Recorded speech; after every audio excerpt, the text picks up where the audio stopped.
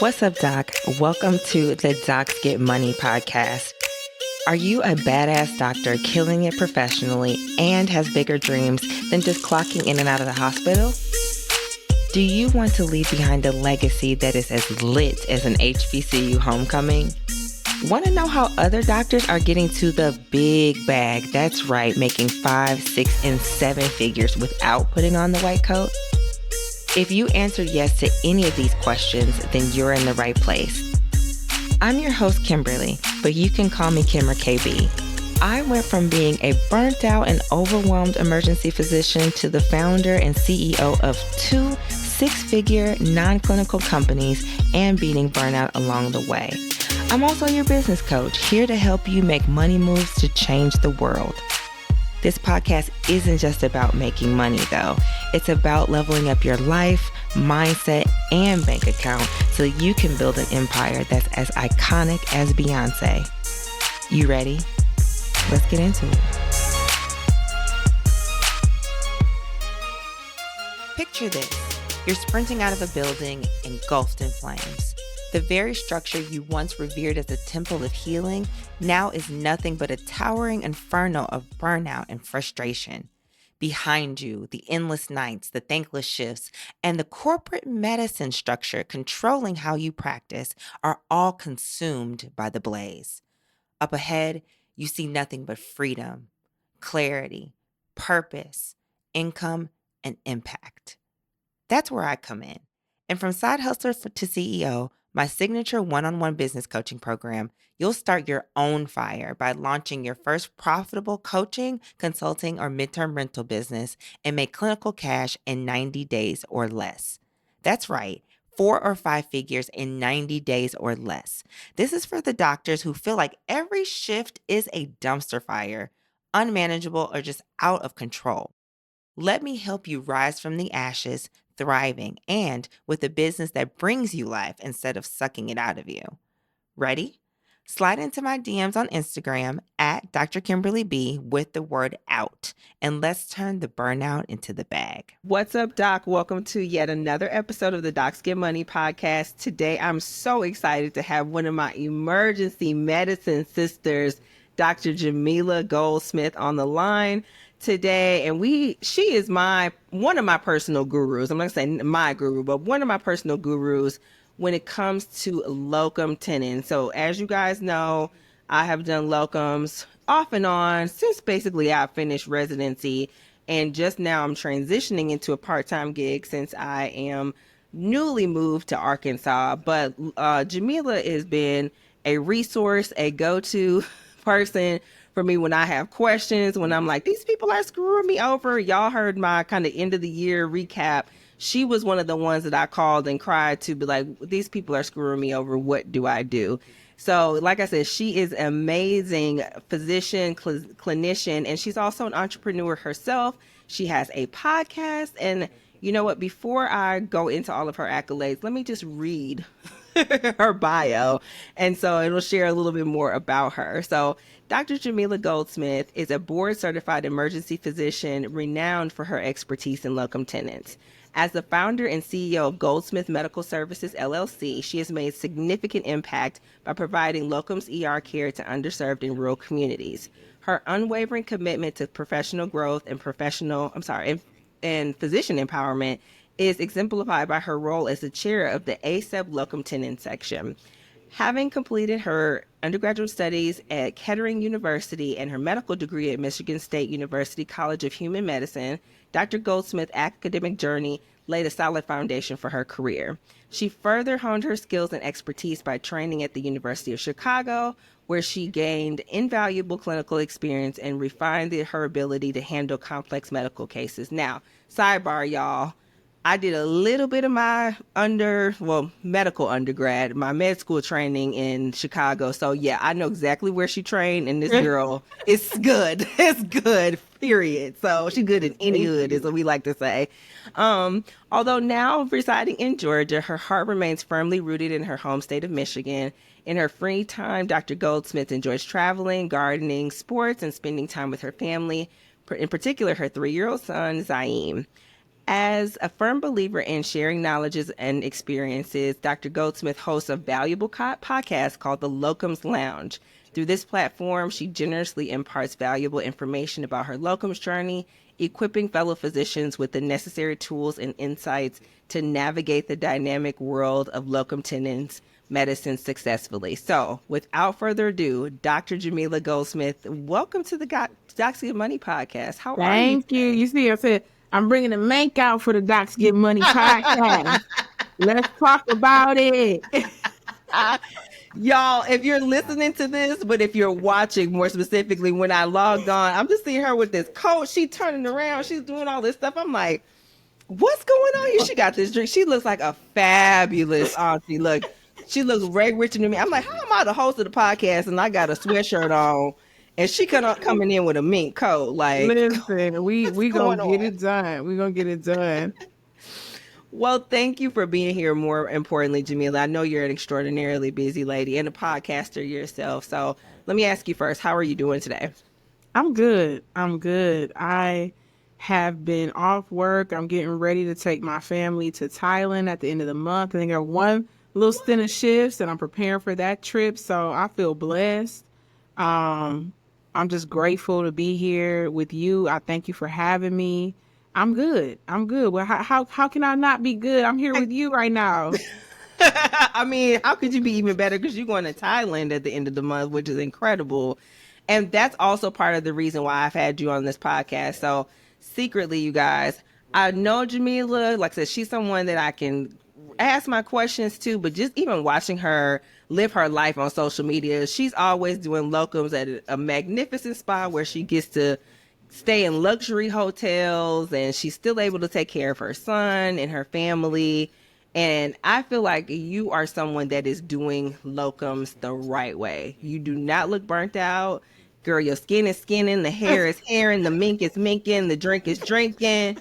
So I had to have you on because I know there's so many other physicians that may have thought about doing locums as a route to kind of boosting their income or doing it, what have you, but they have so many questions about it. So right. I thought I would have you to kind of really talk about your journey and how you got into it and all of that as well. But start me from the beginning. Wonderful. Like, take me That's back great. from... I hear what you're saying, like in terms of like, I look like I'm doing it right, but I didn't start out like this. I just want to say that, which is why I coach, because all the mistakes that I made, the money that I lost, making like, you know, not being aware of what I needed to be aware of as I'm navigating through, you know, the industry. I want to help people prevent from doing that. And so like there were times where like, you know, I made mistakes and lost a month's worth of pay because I should have prepared differently. I should have been more strategic in how, you know, I set my schedule up and, you know, just different things, you know, not setting particular boundaries. Like now, and as a mom doing locums, I have very strict boundaries that are not negotiable. And so with that, then, you know, I'm putting myself in places where, like you said, I'm staying in luxury hotels. When I look, I gotta be safe. I'm a woman, okay? You can't have me up in the middle of nowhere staying at some little motelish looking. I can't do that. You know, I have to make sure I'm looking at everything from where am I going to stay? How far is it from the airport? Like so many different factors that I take into consideration when choosing an assignment, but it wasn't always that way, you know, and, you know, starting out in locums, I knew that there was something bigger or better for me in medicine. I don't know if you know this, I have an engineering degree. I spent 4.5 years undergrad. I worked for a company. It was like a co-op program. I worked for a company. I worked for Siemens, building conveyor systems designing conveyor systems for like the Gap, Walmart, at the time Blockbuster. I'm giving my age. So like that's what I thought I was gonna do. Yeah. And then my last year of undergrad, it was like, okay, I feel like I'm supposed to be a doctor. And so then that whole journey began. But I felt like at the end of residency, I was very torn. I felt like I've given so much of my life to education in general. Like, I've Yes. sacrificed so much. I've missed a lot. And yes, the reward is worth it in the end. You know, that's debatable, but it's worth it in the end in terms of like, I can live a good life. I can provide for my family, Right. you know, give my son experiences that I didn't have. But I wasn't willing to give any more of myself that I didn't really want to give, just to be on a pathway that I didn't even know if it was the pathway that I wanted. I So, can totally relate to that. I mean, you don't know this about me, my audience knows, but I was, second year, people start asking you, so what are you going to do? What are you going to do? Are you going to do fellowship? Like, what are you going to do? And so I always thought that I wanted to be critical care because I absolutely love critical care. I love the resuscitation of it all. I love the sickness. I love literally the moments on TV when you're snatching someone back, or you do like a precordial thump and they come out of VFib and they wake up. right. Like, those are the moments that I live for. That's not what happens every day, but I love resuscitating people.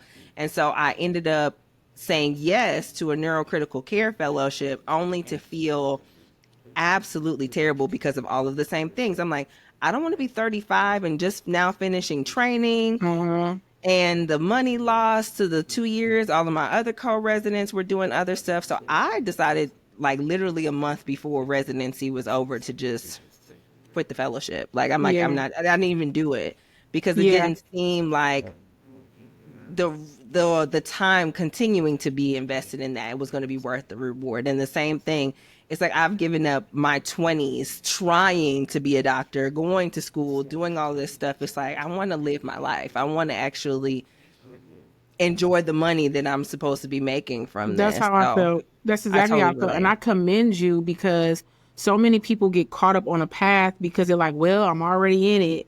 And like, how do I get off of the boat now? Like, what do I do? Right. How do I get off the bus? Like, I'm already on this journey.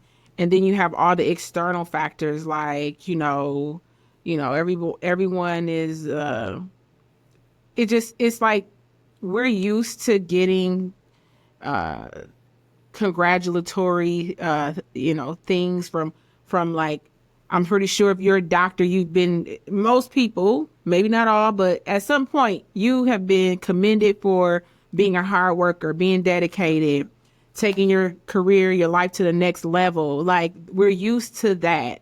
And Yep. so it's hard to be like, okay, I'm gonna change paths. I remember my mom was telling me how, girl, the recruiters was calling her house. They was They were calling her calling your house. mother's house? I don't know if they looked me up. I don't know how that happened, but she was getting the calls and they were talking to her about the jobs. Okay. My mother is not a Jesus. doctor. My mom is an entrepreneur, but she's not a doctor. Okay. So she's like, okay, Jamila, but these people talk about $500,000 if you go to this little bit. I said, that little bitty town you talking about, it was like a dot. I was like, Ma, I'm not No. going there. I'm not going Yeah. there. I told her, I said, you know what? I just need you to trust me. I need you to trust me.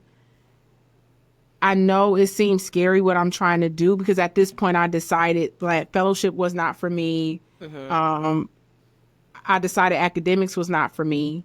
And I really decided I didn't really feel strongly about moving to any random part of the country, being a single woman, not knowing if I would want to be there for 2 years. I Yes. didn't want to have that pressure on me. And so I was like, I'm going to start this business. I've talked to people who are doing it and are doing it successfully. And I think that I can make this happen. And so my mom has trusted me with every decision that I've made in life, as crazy as it has been, from like modeling career that didn't pop off to I'm going to be a doctor now, Mom. I know I'm an engineer and we did all this work, but she's trusted me with every decision that I made, and and having that kind of support to be like, okay, try it out. Do what you're going Right. to do. So, and Nothing she's beats a good. failure but a try. That's what my mom always said. Nothing beats a Yep. failure. You gotta just try and actually try. Yeah, they That's were so trying. good. That's so good. So did you go straight into locums right out of residency? Straight out of residency. Okay, yeah. Straight Tell out of us residency. your journey. So yeah, because So- I honestly I don't know. So So tell me. I spent a year, I did a prelim year in general surgery because I thought I wanted to be a surgeon. And then I figured, you know what? That is not the life for me. I really don't want to live in a hospital. I started, like through residency, I started thinking about the type of life I wanted to live, the type of mom I wanted to be. And not to say that I'm not shading any surgeons, like, we need y'all, okay? Yeah. I just figured out that wasn't for me. And so luckily, I had a chance to re-enter the match, ended up matching at University of Chicago, and I got time for the critical care. I finished early. I ended up trauma. I got time for trauma. And I finished residency early, so I finished residency like May. April, actually end of April, May, I finished residency. And so I was like, okay, well, I got to work. Because like now, you know, I'm off early. I need to figure out what I was going to do. So I started setting up stuff for me to get ready for locums, the end of residency. Because I was like, at minimum, I'm moonlighting somewhere because I don't have a job. Right. And so, and actually one of the places that was recruiting me for full time ended up taking me on as PRN because I was like, I don't know if I want to be here. It was in Indianapolis. I was like, I don't know if I want to be here. And so I started working that job, I think in May, after I finished residency. And so then it was just like, okay. And it was comfortable. The first job, it was like, it wasn't a single coverage. It was like 2 or 3 other docs working with me at one time.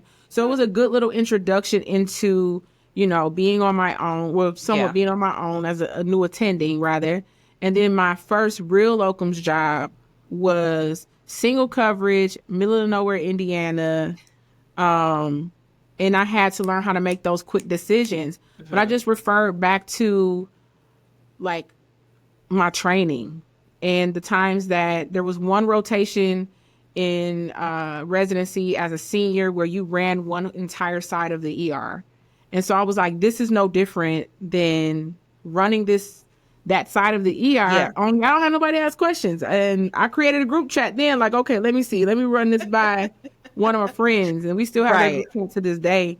But that was my journey. And then I thought that I would only end up doing it for a year. And the year turned into 2 years. And, you know, all the way like from 16 to 2020, I was like full time doing locums until pandemic hit and things kind of shifted a bit. But yeah, that's so cool. And that's so interesting as well too, because locums was the first thing that I turned to because I did have a part-time contract that I was going to do kind of locums, or not locums, but some moonlighting for like 4 shifts a month while I was in fellowship so I could keep my training going and then still work in the ICU. But that didn't start until October. So that I was like, well, I'm getting all these emails in my email box. Let me actually respond to somebody and call and say, okay, yeah, I'm actually looking for a job. I have a Wisconsin license. I'm from Wisconsin. So let me go and work there. So my first locums gig was actually a single coverage, semi in the middle of nowhere, Wisconsin, because I know that area pretty well. But yeah, I saw stuff that I had never seen before. I was dealing with stuff I had never dealt with before. And you have to learn really, really quickly how to really be an attending. So, but I just love that was kind of like both of our safety nets. Like, okay, I'm not doing this, and this. There's going to be locums until I'm able to figure out what I want. Yeah, got to make it work. And I thought that's what I thought, okay, I'll do this for a year. And then I'll know what type of hospital setting I want to work in. Maybe I'll figure out where I want to live.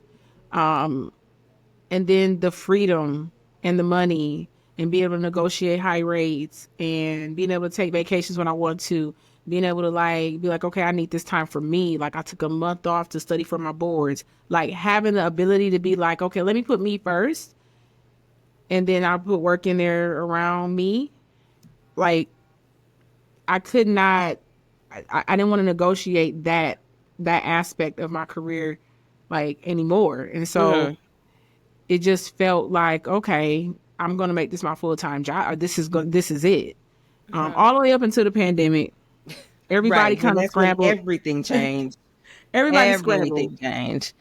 I was going to ask you, how did your program really look at you when you decided to not do any other like kind of traditional doctor route? Meaning you didn't do the academics, you didn't, do a fellowship. you didn't go take a contracted role. Did your program support you in that? Did they not care? How did they treat you? That is an amazing question because I felt like at the time I was the one person who didn't have a shit together. Because it was like, what you gonna do? I spent some time in Philly. I went to a place I was considering helping them start a new fellowship. I was gonna be the first fellow. It was like a telemedicine fellowship. Interesting. And I was like, okay, I could do this, but do I really need to do a fellowship and not make no real money this year to do this? Right. Like, people doing telemedicine now, like, and this was in 2016, 2015, actually. And I was like, do I really need to spend a year doing this? And I had to really dig deep to figure out what my motivation for wanting to do that particular thing and the work that would be involved. And I was like, is the payoff really going to be worth it in the end? Yes. I think it's just going to be what people were trying to present. The motivation was that, look at these great people you get to work with, like people who had names in emergency medicine. And I was just like, that's great, but that's not what feeds my spirit. Like that doesn't motivate me.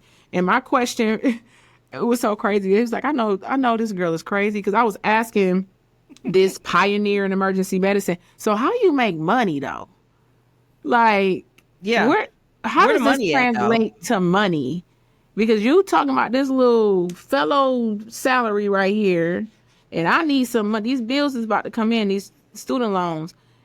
In the long run, how is this going to translate to dollars? And he couldn't really answer that for me.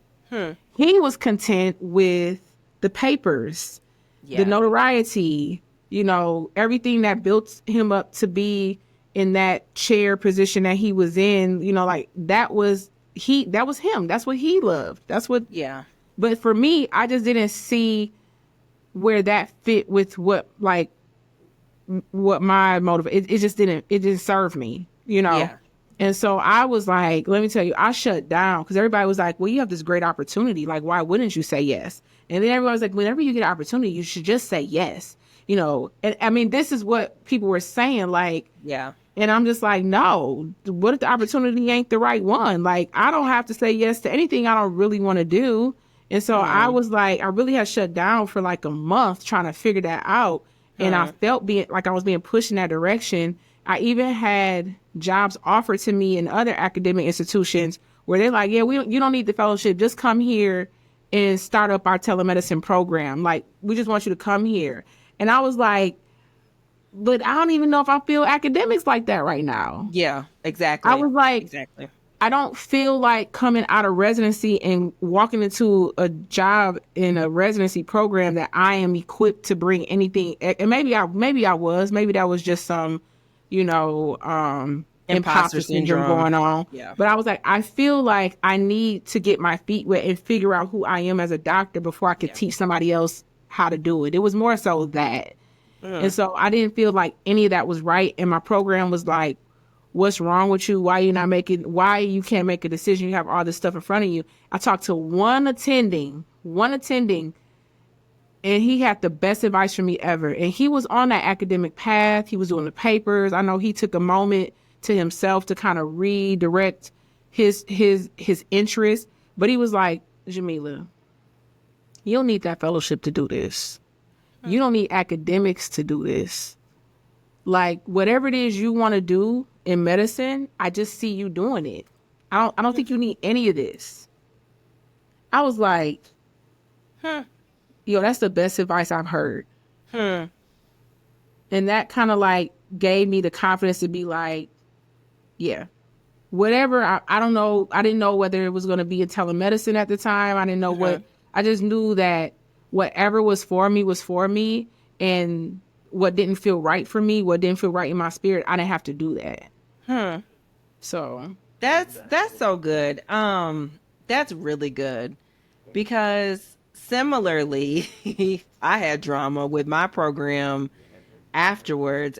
Because you did it in a lot more classy way. It sounds like in a nice way. I literally said yes until I couldn't say yes anymore, until I just said no to it. And I had like a huge breakdown moment where I literally just picked up the phone and I just told my future program director that I quit. And then I talked to my actual, my emergency medicine program director, like maybe later on that week, or like send him an email and set up a meeting and talk to him about it or what have you. But the strange thing about it for me is that I was a part of the very first class of residents in Memphis, and all of my attendings that I was modeling myself after were entrepreneurs on the side. They had coffee companies, medical director of a men's clinic, had all kinds. Well, my mentor had a production company and won an Emmy for 24/7, 365, a documentary about emergency medicine. Wow. So yes, he was an academician, but everybody else had some sort of a passion outside of medicine. So to feel forced in a way to, oh, this is a great opportunity. You're going to be the first one. I'm the only little raisin in the oatmeal. I'm one of the first it was going to make the program look so good. Yeah. And I'm just like, but for what? So I can do what with this? Like, who? I mean, right? For who? Am I doing this for you, or am I doing this for me? Who is this a good idea, a good opportunity for? I'm so glad that you said that, because that's something that I think that I had to ask myself in the middle of my breakdown. And I did not have a plan. I had no plan at all whatsoever. I just knew that this wasn't going to be the right thing. And it did make me feel like I was the only one that didn't have shit together. Because if you look at my residency graduation program, it just says Locum Tenens. And I'm just thinking everybody else is like, oh, they did me like that hospital. too. Don't feel bad. They did me like that too. Locum Tenens. I said, why y'all got to do? I am an entrepreneur, business owner. Don't just be trying to shade me with just couple little words.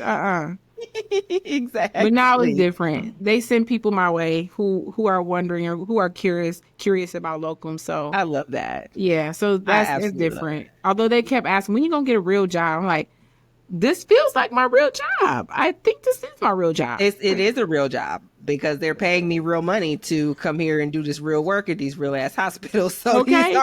And I think that's something that shifted the mindset is when people were getting burned out during COVID and we were losing interest. It's like, you gotta be able to figure out how to keep a balance in medicine. And I feel like what better way to be able to still do something you love, still be able to do emergency medicine, but not feel like you're going to be trapped or get burned out because you don't have any control over your time. Yeah. So I love that so many residents are reaching out to me and talking to me, asking questions, because I didn't have that community then. I didn't have people. I didn't know. They were out there. I just didn't know who they were because it was not something that was like highlighted. That was not an option that anybody wanted you to pursue. It was like, oh, somebody stumbled across, or they're doing it on the side. It was not like, oh, you can do this as a full-time career.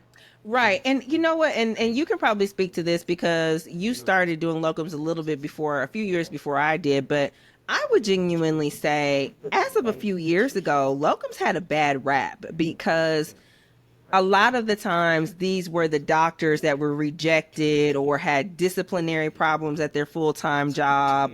And they needed to, do something. So their clinical acumen maybe was touch and go, or all kinds of different things. It was for the bad doctors. It was for the bad doctors. It was, I think what has happened is like, so I look at, the doctors who trained me. Are they like considered the baby boomers? Some of them, they're boomers. They're boomers now. Their mindset was, you get a job, you stay in it, you work there until you retire. Yep. That's what you do. You work somewhere 30 years, the janitor, everybody knows you. Like, that was a mindset in like a job. Okay. Yep. Or you go to another hospital, you make another, vertical move somewhere else. That was a mindset. I feel like our generation of doctors saw how toxic medicine could be to your families, to your own personal space. Look at our suicide rates. Look at physician suicide rates. Like, yep. I was talking to somebody about how many people who were close to me that I trained with went to medical school who like unalived themselves. And like the stressors that brought that on all had to do with medicine. Most of it had to do with medicine. Yeah. Some aspect of it was the career. Yeah. And so I think, like I was saying, COVID highlighted we got to do something different in how we take care of ourselves in medicine as in our careers. And I feel like that is what makes locums a little bit more like, okay, what is this? How can I do this? And changes the dynamic, changes the bad rep that you see when you see locums doctors. Because people would be like, oh, you normal. I'm like, yeah, I'm normal. Yeah. I Very train normal. well. I'm board certified. Yes. Clean record here. Like, I have no problem getting along. Like, whenever I go to work, people are happy to see me. Happy to see me. So, and tell me that every single time I walk into the hospital. So I think Dr. Brown, I'm so glad I saw your name on the schedule. They yes. It might have been for people who went through whatever they went through in medicine and couldn't get a job or were looked like negative, people looking at them in a negative light. And yes, they probably resorted to locums. But I think now in our age of practicing medicine, it's more so it kind of correlates with that whole, I'm trying to think of the term,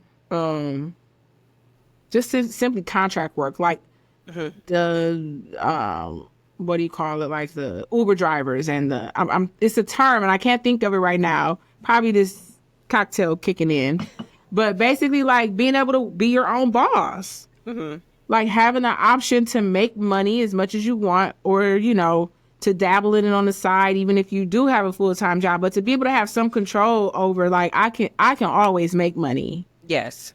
And I can, you know, either do this completely like full-time and then have some control over my life, my well-being, my, you know, my health.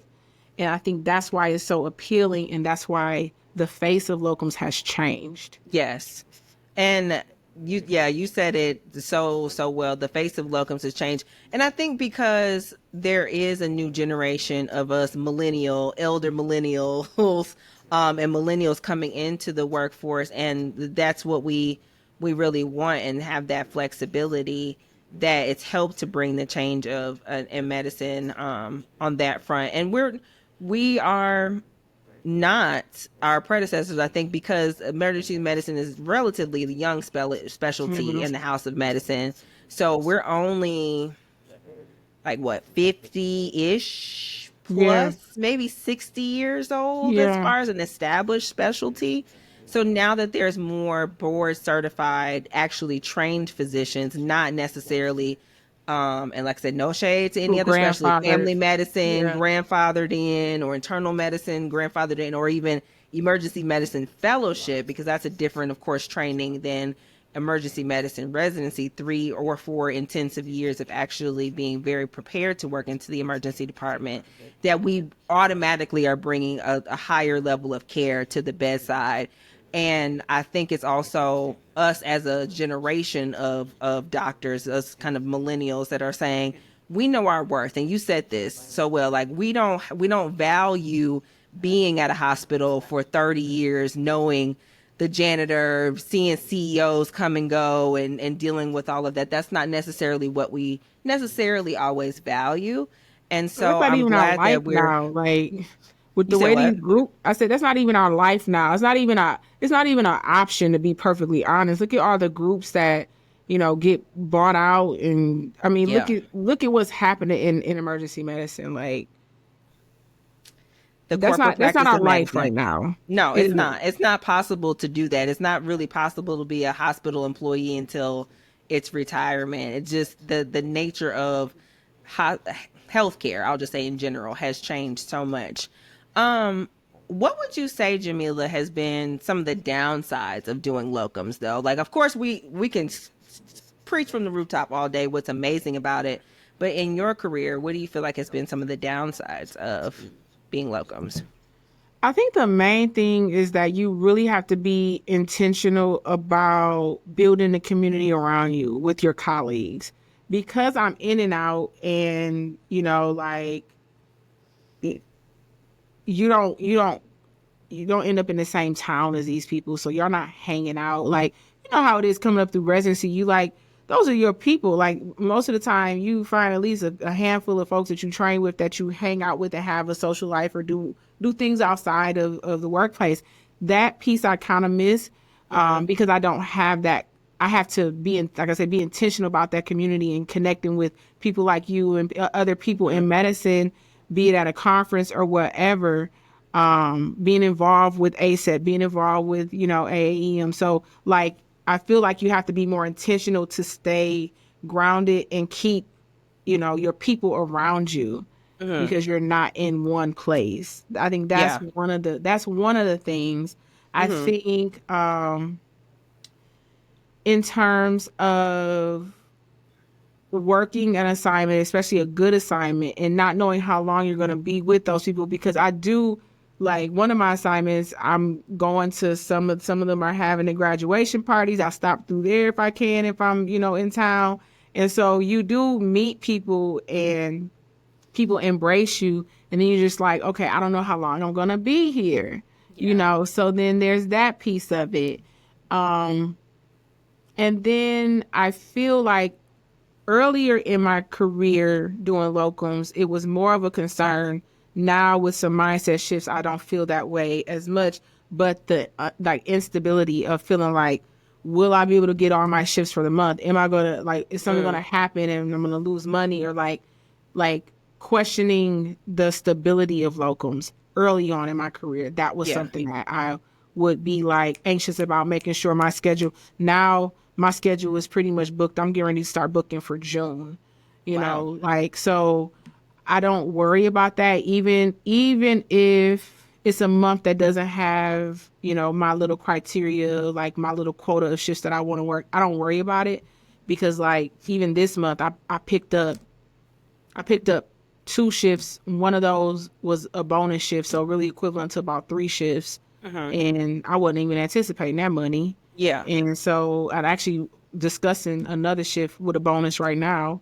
I was telling Dr. Timmy the other day, I was like, girl, I'm still working holiday bonus shifts. We in February. I'm still getting the bonus money. Well, it's Black History Month, so these are Thank you. This is the holiday. As a matter of fact, every shift I pick up this month, it's got to have some extra. It's got to have a Black History Month tax attached. Right. Black History Month tax. Exactly. Black History Month tax. I love that. And you know what? That's I didn't think about it until you said that, but I would agree.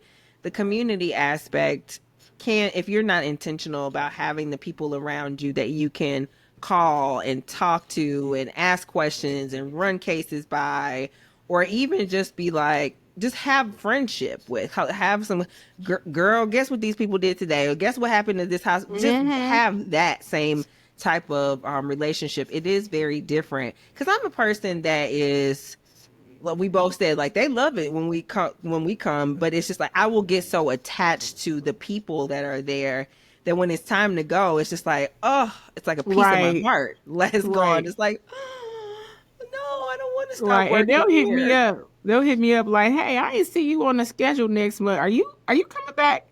I'll come back. And I actually, this month I picked up a shift in that location, because they was playing with my money.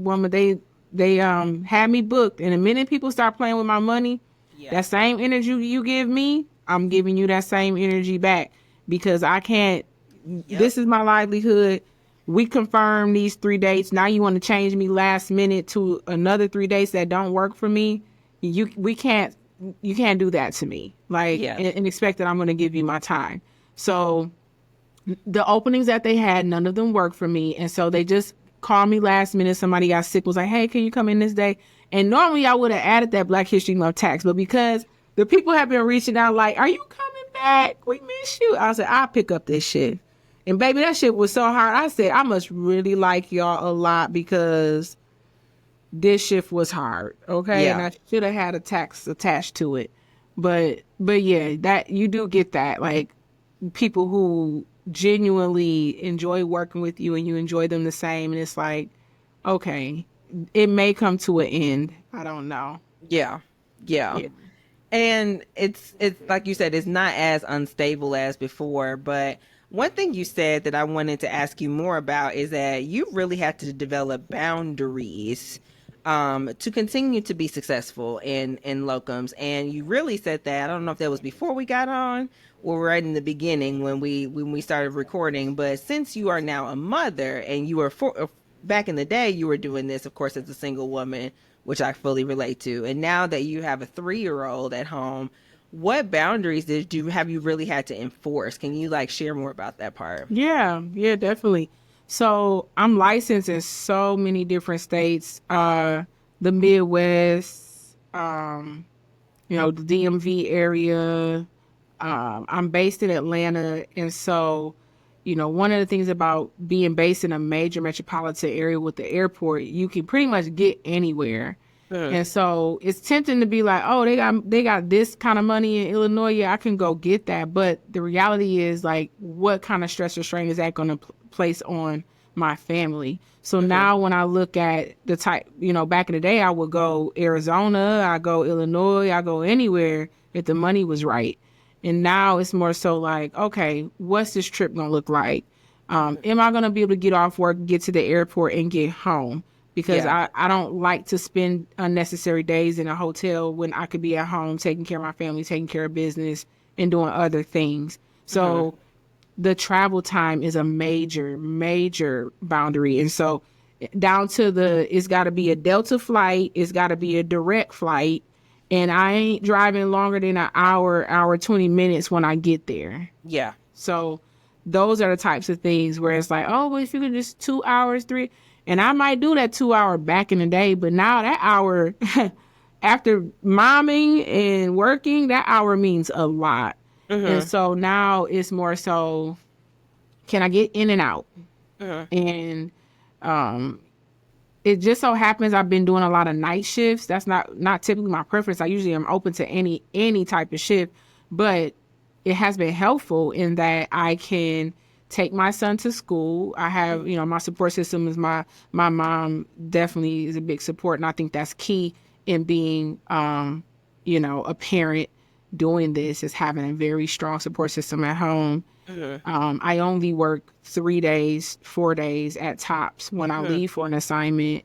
It ends up being like 2 weekends a month. And then I'm home during the week, take my son to school, take him to soccer, take him to swimming. I'm home for those things. But I usually can drop him off at school, fly in, get a little bit of rest, go to work that night. And then once I'm done with the block of shifts, get off, go to the airport and get home and can pick my son up from school. And so that's like the way that I have made it work for me. And he doesn't miss not having me at home. Like I'm there. I'm present with him and more present. And we did talk about this before coming on. More present with him in my Locums job than I was in my full-time job when I was just waking up, going to work every day. I wasn't seeing him the way that I see him now. When I just go spend that time, work those 3-4 shifts and come home. Yeah, because we did talk about that before we started recording, but tell us a little bit about that, because I found that to be fascinating. It's just like, you would think that if you're in the exact same city, only minutes away from your bed, not necessarily hours in a plane trip and a car ride, that it would be more time, but apparently in your situation it was less. So how did that, tell us about that situation?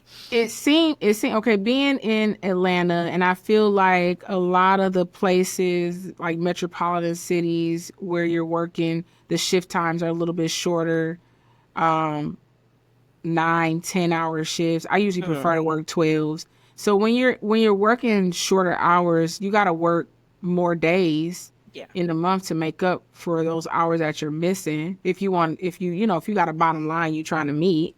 So I will work more days in my full-time job, or either I'm working less days and not getting the money. So most of the time I'm working more days in the full-time job, and I'm working hours that don't allow me to see him. Either I'm leaving before he was, waking up, or I'm getting home as he's going to bed. So I wasn't getting that time with him. And then when I'm recovering from all these multiple shifts in the month, then I'm really not fully present to be involved. I'm negotiating time with colleagues to be home for certain things. Whereas with locums, like every Wednesday is swim lesson day. Like I don't work any Wednesday, and if I have to do it, it's because I'm getting compensated very, very well. And mommy's going to take you to Thailand when I miss swim lessons this day. So it makes more sense because I'm buying back my time. And so, no, he doesn't see me 2 weekends out the month, but I'm very present with him majority of the rest of the month. Like I'm home on most days. And can be a mom, can play, can do whatever, can take him to the pool on a Tuesday afternoon if you want to. It just doesn't, I think that's one of the most powerful things about locums is that, like you said, you're buying back your time. Your time is truly your own. You're not contracted a certain amount of hours, certain holidays, certain number of type of shifts that you have to do. You really can make this your own, however your life is. If you have 0 kids, you can, go hard in the paint and work as much as you want. Or if you have a family or if you have something else that you're obliged to, you can make it work around that. But excuse me, I love the way that you said that, like you get a chance to buy back your own time so that the memories that you do have with your son are really, really precious and you can fully be there. You're not answering the phone for anybody. You got systems and stuff in place where that's being handled and you can just really just live your life. So, because you feel like you get off work one day and you come home, you're trying to recover, you got to go to work the next day. It's like, dang, like you really don't get to like really like bring it down enough because you're like, okay, let me make sure I go to bed. I got to bring it all the way back up again. Yeah. So even that feeling when I was working my full-time job and now that I'm, full-time locums, that feeling is gone. Like I know for those 3-4 days, I'm going to work. I'm going to get rest. I'm going to get uninterrupted rest for the most part, unless I'm getting calls. That's different. Yeah. But, and then I can be fully refreshed, present for the work that I'm doing. And then when I'm home, I'm home. Yeah. That is such a big difference. Being able to even compartmentalize in that way as a parent, it makes a difference, And a lot of women I come across are like, I don't know how you do that as a mom. I don't know. It's going to be hard. And it will change. I will probably have to readjust once my son is like, actually, he's like daycare now. He's going to be in school and there's going to be more activities. I'm going to have to regroup and readjust and figure out how to make it work with that change. But that's life, Yeah. We're always changing and we should always be readjusting. So, yeah. So good. I love that. I think another question that I get from people, and I'm sure you get this as well too, is how do you take care of all of the benefits that you need to take care of? Like, what do you do for a 401k? What do you do for health insurance, disability insurance, all of those other things? Malpractice is usually covered by the assignment in the hospital. But like I said, how do you take care of your own personal benefits so that you can take care of yourself and your family? God forbid somebody gets sick or injured or anything else like that. That was one of the first things, because that was my major concern when starting in this. Was like, what I'm gonna do about benefits, and that can be scary enough in itself to be like, I gotta have a job. How am I gonna get benefits? And some people get trapped into that line of thinking, like I have to show up and give let these people own me just to get a little bit of benefits. Like, no, when you actually calculate out what you're getting back for the amount of money that you have to spend on your benefits, like it actually makes sense for me. I put everything on cruise control. I've had the same benefits, been with the same company, and they might be a little bit higher, but they take all of my so my health benefits are there. Any little short-term disability plans are with them. I even get a little life insurance policy with them, although I have outside disability and life insurance outside of that. But it's specifically for doctors who are doing contract work. And so they kind of package it all up for you in that way. And it's a write-off when you set your business up. So Yeah. So that's all set up, and I have a wealth manager, somebody who I've been working with since I finished residency, and that's how I do my 401k and my Roth and all that stuff is set up there. And I'm having to make some adjustments with my business in terms of like accounting, just because now I have, more expenses in terms of like my home life and family. And so I'm taking a different approach with that than as opposed to being a single person and it just being business. But yeah, pretty much in general, everything has been in cruise control. I haven't really had to change much when it comes to that. And so, yeah.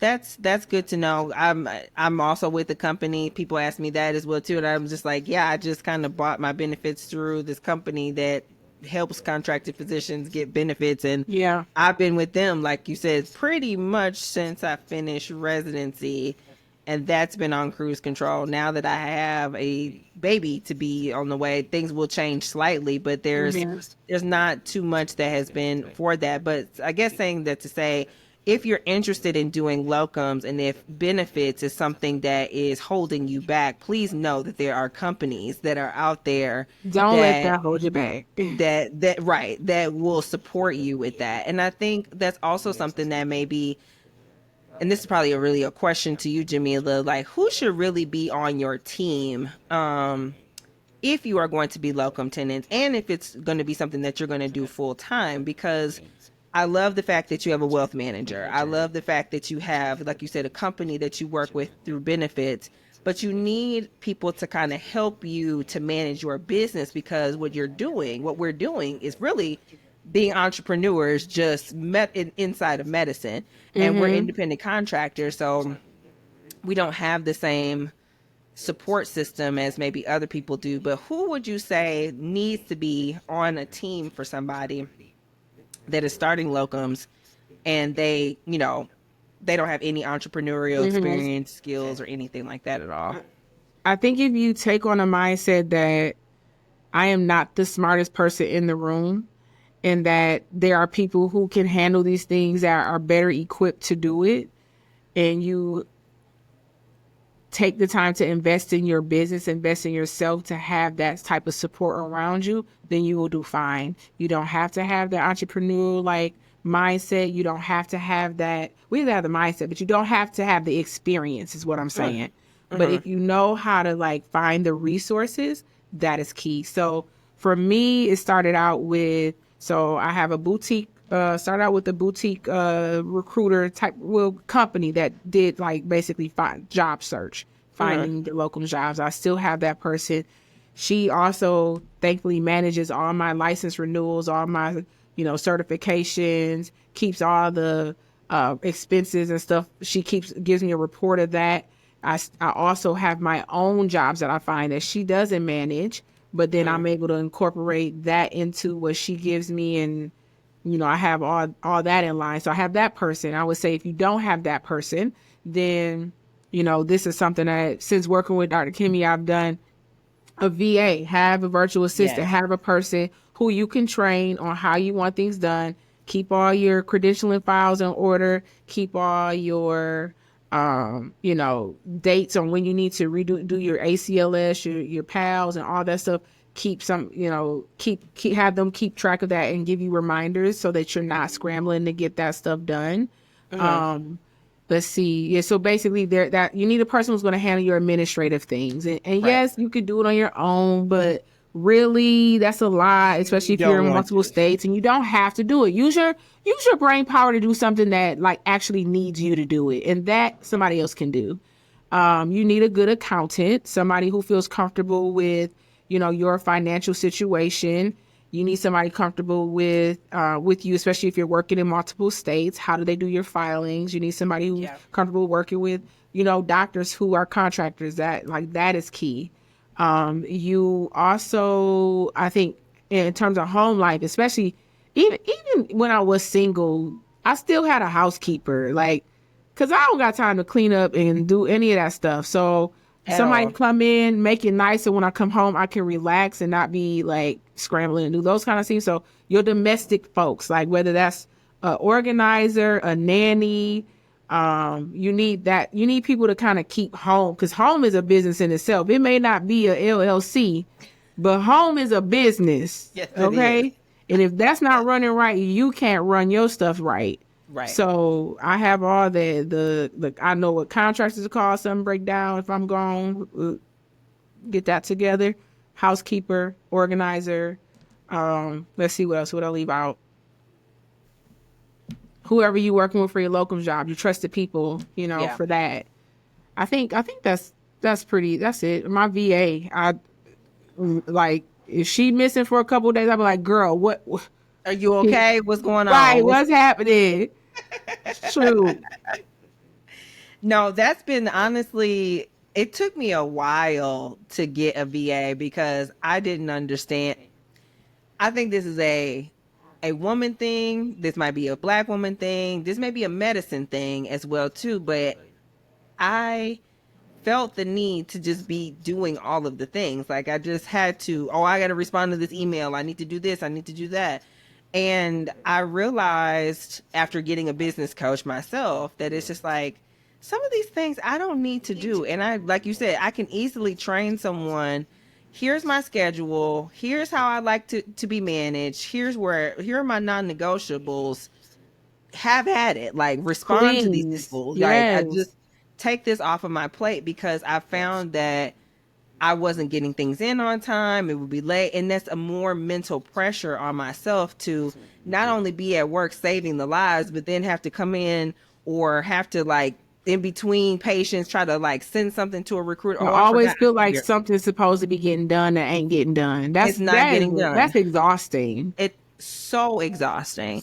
And I've sung Cynthia's praises so many different times, but she has been a lifesaver. One of the first things that she did was, like I said, manage my email box, manage my calendar, and manage speaking to Locums recruiters. Yes. And dealing with the paperwork and administration of that, because we are paid very well to come in and do the actual work of doctoring. They do not pay us to send emails and to fill in paperwork, even though it needs to be done. But that's not our business. Come to me and they want me to fill out the paperwork. I'm like, listen, you need to pre-fill this app, or like we just like why we can't. Why are we doing this? Right.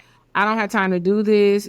I've given you all the information that you need. I would just like to look it over and add what I need to add and sign. Like if you can't do that, like no. So no, right. I need my brain power to save lives, not to do administrative tasks. Exactly. Well, tell us a little bit about your coaching business. Tell us what you do on the side when you're not saving lives or hanging out with Zaim, taking him to Thailand. Girl, I wish I was your dependent right now. I could go to Thailand. Trying to get the trips in before he on a full-time school schedule. So with my coaching, so I have, as you mentioned, the podcast, which is just getting doctors to think a different way in terms of how they practice medicine and the mindset shifts that we have to make to even get in a space to be confident enough to start a business or do locums. With Boss Life Coaching, which is my coaching program, I dig in a little bit deeper with doctors and working with them on an individual level to help them. For one, depending on where people start, get into the mindset that locums is a viable option for me. Yeah. Mm-hmm. And then how do I set up the business? That's a whole nother aspect of it. Yeah. So then setting up the business, and then there's also how do I work with these recruiters? How do I set up my jobs? How do I, choose the right assignments? And then making all those decisions to create longevity in locums, to create something that's sustainable and lucrative in locums. So it's so many people who I see in the groups and they're like, I'm not making no money. I'm staying here. And everybody be like, well, you ain't doing it right. And that's a fact. Like you can do it, but there are ways to do locums wrong. And these recruiters know that, and they take advantage of the doctors who do not have that experience. Even to this day, I have to remind some folks, I've been doing this for a long time, and what you are trying to tell me I should accept, that is not the standard. That is not. So imagine someone who has no skin in the game, and they're coming in, and these people are taking advantage of them. And so not only does it hurt that individual person, but it hurts like the entire industry. Yeah. Because then they're expecting to like, you know, cut things from other doctors and things, and it just changes like the standard. So that's what my coaching program aims to do, is to help doctors create sustainable, lucrative careers in locums. And so that they don't have to make the same mistakes that are so commonly made when you're, you know, first starting out in this industry. Yeah, I love that. So you mentioned that your mom is an entrepreneur. Clearly, we're both entrepreneurs from the medical side, but then also you've got the coaching business. What made you want to start coaching? Like, how did that come about? Because I think everybody kind of gets to coaching in a different way. So what was it to you that drew you in and made you want to start your coaching business? Well, I had to really give myself credit for what I had done. You know, I think I downgraded what I did. Like it's not an easy task to finish residency, and as we talked, shut down all the negativity, all the things that like the external factors that may influence you to go a certain direction. It's not easy to first put that behind you and say, okay, let me start a business. Right. Let me do something that most people don't do. And I really didn't give myself enough credit for being able to take that step. And so when people start coming to me and asking me questions about how did you do this, you know, asking me specific questions about starting a locums business, asking me questions about dealing with assignments, how do you manage the staff, how do you do this, I had to really say, okay, well, like, I'm kind of an expert in this, like, because people know and are coming to me and saying, hey, how do I handle this? And then as far as like coaching, it's like, well, how do I actually help you get to the next level? Like, I can answer these questions for you. That still isn't going to help you get a full perspective on how you need to approach this. Like, I would love to invest that time in you. And I think for people to get the full extent of like, you know, coaching, like they have to be invested as well and really want to get to like from A to B. And so that's how coaching came about. It was like, I worked with a business coach. It was like, Jamila, you have something here and you need to package that up, because that is a thing. Like, most people cannot just do that. You're doing something that I wouldn't know how to do. And I was like, okay, yeah, like in my mind even was like, oh, anybody can do this. But really, anybody can't do this. And so acknowledging that and being able to like actually put a program together that is beneficial and helping people get, you know, to the point where I am right now, like that is like what I love about my coaching program. So yeah, helping people get to, you know, achieve the boss life. That's what it is. I love that. I absolutely love that. And I'm so glad that you started off with saying you had to own your own expertise first, because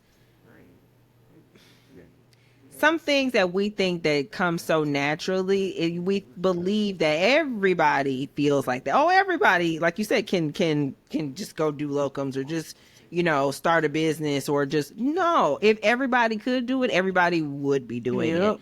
And that is not a fact. There is something, whether it's a gap in knowledge, whether there's mindset shift that needs to happen, where there's just sometimes even a roadmap, like of how to actually do it faster or quicker.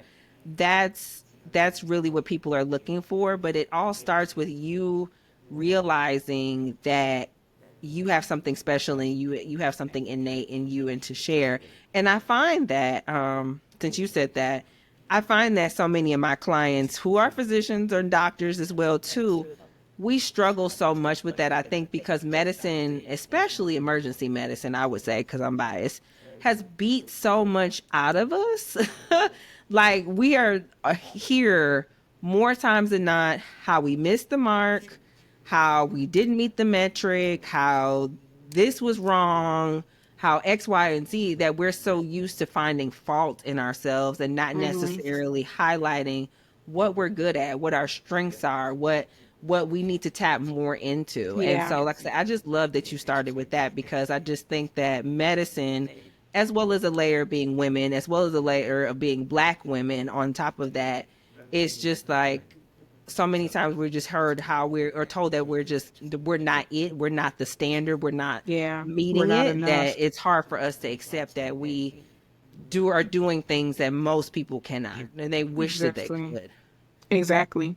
I mean, and these hospitals are running a business, and we're not taught business. You mentioned, my mom being an entrepreneur. I've seen her. She's a serial entrepreneur. I've seen her say, okay, well, let's shift. We're going to do this business side. We're going to do that. And it was like, okay, like I have always had the mindset of how can I make money? I mean, I used to do nails in the basement in high school. Okay. So I've always been business minded.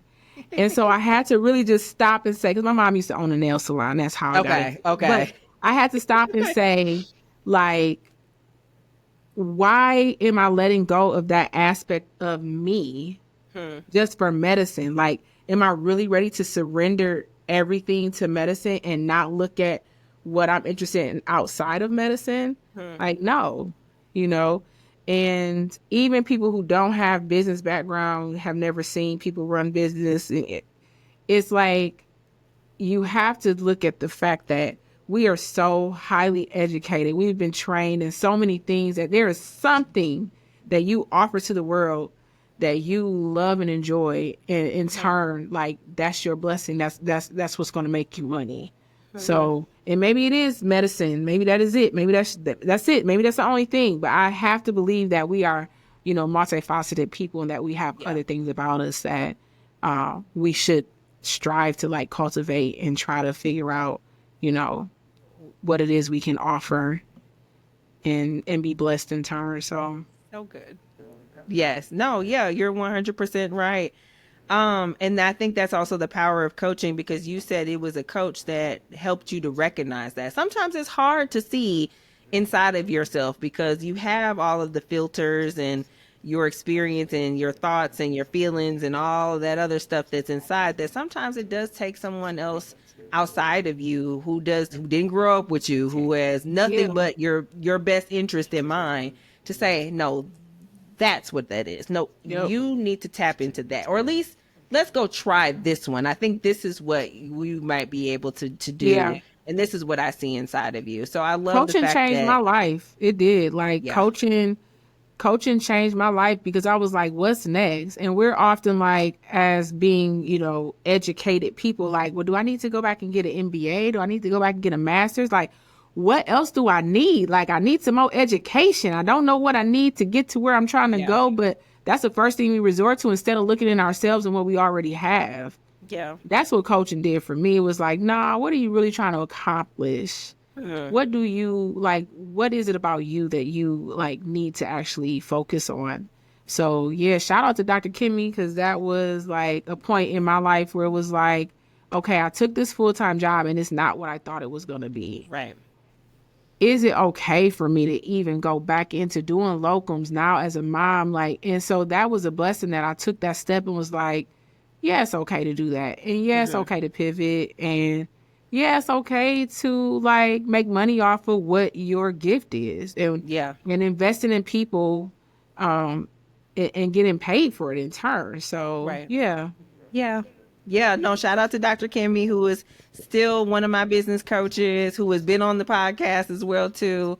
Because I just, it takes an amazing business coach, and I'm so glad that the vast majority of the coaches or the coaching that I have received has been from other Black women entrepreneurs, and honestly, sometimes Black women physicians as well too, because that's, like I said, a different dynamic and things like that. But no, that's so powerful and so good to have someone that can see you on multiple layers, not just being Black, not just being a woman, but also being a part of the house of medicine as well too. And so she thoroughly understands what it's like to be, in the thick of it and quit or pivot, because she quit her job and just started doing something else too. So yes, and I think that's also why people need to take the opportunity to bet on themselves, which you definitely did. Yeah. Like it may not work out, but I always feel like when you take the opportunity to at least try something